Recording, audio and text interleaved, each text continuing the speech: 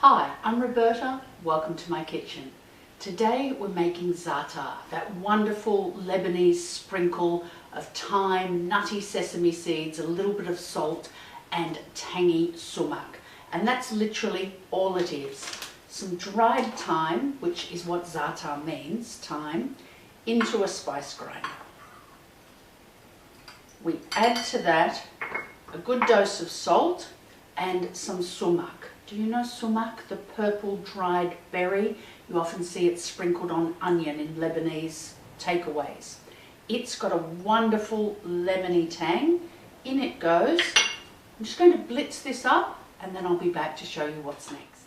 Okay, here's our thyme, sumac and salt finely blitzed up. Very important step. If you don't do this, the texture of the thyme is very unpleasant.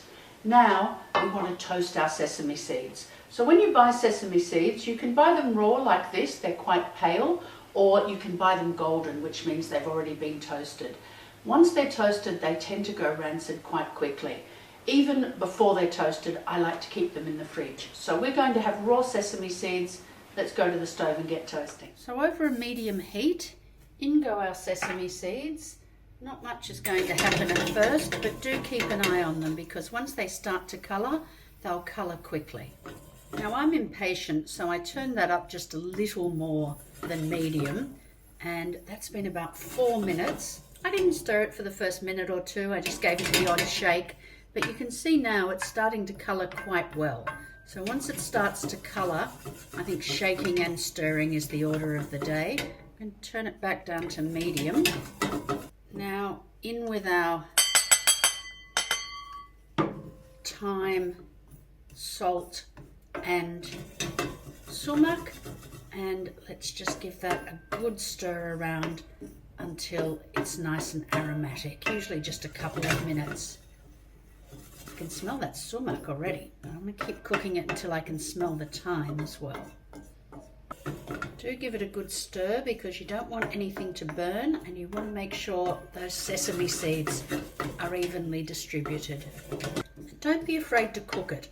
As we learned when we made the 7th spice, the baharat with Mark Malouf, heat can be a good thing with herbs and spices. Alright, there we go. I can smell the toastiness of the sesame, the herbaceousness of the thyme and that lovely tangy sumac. I think that's it. Let's get it off the stove.